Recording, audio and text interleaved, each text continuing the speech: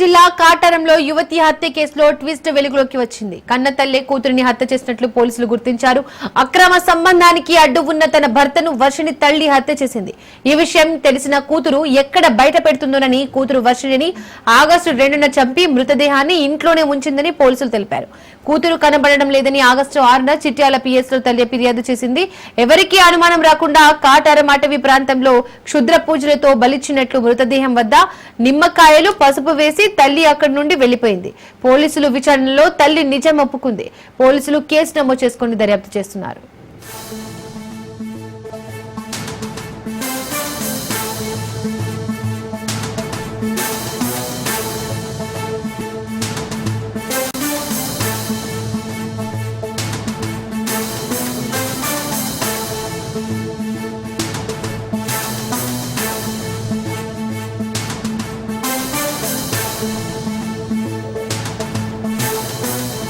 సంబంధించి మరిన్ని డీటెయిల్స్ మా ప్రతినిధి చంద్రశేఖర్ అందిస్తారు. చంద్రశేఖర్, భూపాలపల్లి జిల్లాలో కన్న కూతుర్ని తల్లి హత్య చేయడం వెనుక సంబంధించిన డీటెయిల్స్ ఏంటి?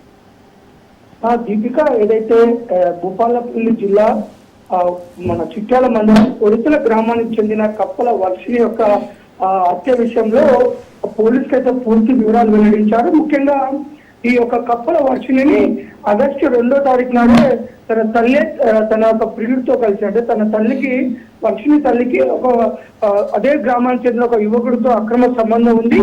ఈ నేపథ్యంలోనే 2 నెలల క్రితం తన భర్తను కూడా అడ్డుగా ఉన్నాడని చంపేయడం జరిగింది. చంపేసి తను అనారోగ్యంతో మృతి చెందినట్లుగా అయితే గ్రామస్తులు నమ్మించారు. కానీ దీనికి సంబంధించిన హత్యకు సంబంధించిన వివరాలు పూర్తిగా వర్షిణికి తెలుసు అనే నేపథ్యంలో ఈ వర్షిణి ఎక్కడ బయట పెడుతుందో అని చెప్పేసి వర్షిణి కూడా చంపాలి, తన కన్న కూతురిని కూడా చంపాలని చెప్పేసి తల్లి డిసైడ్ అయిపోయి తన యొక్క ప్రియుడు ప్లస్ కొంతమంది సహకారంతో ఈ నెల 2న అంటే ఆగస్టు 2న వర్షిణిని గొంతు నులిమి చంపడం జరిగింది.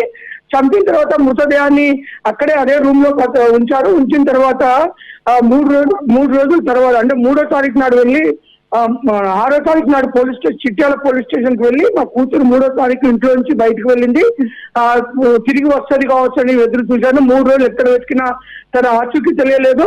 తన తండ్రి మరణం తర్వాత కొంత తన డిప్రెషన్ లోకి వెళ్ళింది కాబట్టి అని ఒక ఫిర్యాదు చేయడం, దాన్ని మిస్సింగ్ కేసుగా పోలీసులు నమోదు చేసుకున్నారు. 6వ తారీఖు నమోదు చేసుకుని విచారిస్తున్న నేపథ్యంలోనే మృతదేహానికి భూపాలపల్లి కాటారం జాతీయ రహదారి పక్కన ఉన్న అడవిలో ఒక పశువుల కాపరి గుర్తించి పోలీసులకు సమాచారం ఇవ్వడం, అక్కడికి వెళ్ళిన పోలీసులకు అది వర్షిణి మృతదేహంగా గుర్తించడం జరిగింది. తదుపరి విచారణలో అసలు తల్లి చెప్పిన అంశాల ప్రకారం కొంత కాల్ డేటా సేకరించడం జరిగింది. దాంట్లో 2వ తారీఖు నుంచే వర్షిణి యొక్క మొబైల్ ఫోన్ స్విచ్ ఆఫ్ ఉండటం, తల్లి 3వ తారీఖు నుంచి ఫోన్ స్విచ్ ఆఫ్ లో ఉందని చెప్పడం వల్ల కొంత తల్లి పైన అనుమానాలు రావడంతో విచారించిన పోలీసులకి పూర్తి ఇన్ఫర్మేషన్ అయితే లభించింది. తను నిందితురాలు ఒప్పుకోవడం కూడా జరిగింది. భర్తను కూడా 2 నెలల క్రితం చంపేసి అనారోగ్యంతో చనిపోయినట్లుగా క్రియేట్ చేయడం, ఆ విషయంలో కూతురు ఎక్కడ బయటకు చెప్తుందో అని చెప్పేసి కూతురిని కూడా చంపాలని వాళ్ళు వేసుకున్న ప్లాన్ మొత్తం కూడా వివరించారు. 16వ తారీఖు వరకు వాళ్ళ ఇంట్లో ఉన్న తర్వాత మృతదేహం వాసన వస్తుంది, తీసుకెళ్లి కాటారం దగ్గర ఉన్న గోదావరిలో వేయాలని ముందుగా వారు నిర్ణయించుకున్నారు. కానీ వెళ్లే దారిలో కొంత ఇబ్బందులు తలెత్తడంతో అక్కడే ఉన్న అడవిలో వేసి ఎవరికి అనుమానం రాకుండా ఇంట్లోకి వెళ్ళిన అమ్మాయిని ఎవరో కిడ్నాప్ చేశారు, లేదంటే క్షుద్ర పూజలకి బలిచ్చారని క్రియేట్ చేయడం కోసం అక్కడ ఒక ఆధార్ కార్డు, నిమ్మకాయలు, పసుపు, కుంకుమలు వేసినట్లుగా అంగీకరించడంతో కన్న తల్లి తన సుఖం కోసం కసాయి తల్లిలాగా మారి సొంత కూతుర్ని 22 సంవత్సరాల వయసు ఉన్న అమ్మాయిని చంపడం అయితే ఆ కసాయితనము ఈ రోజు అక్రమ సంబంధాల వల్ల జరుగుతున్న అరాచకాలు తెలిసినాయి. ఇద్దరు మృతికి కారణమైన తల్లి పైన కేసు నమోదు చేశారు. దానికి సహకరించిన ప్రియుడితో పాటు ఇంకా ఎంతమంది ఉన్నారు వారందరి పైన కూడా పోలీసులు కేసులు నమోదు చేసి విచారణ చేసి పూర్తిగా వారికి శిక్ష పడే విధంగా పోలీసులు ముందుకు వెళ్తున్నారు.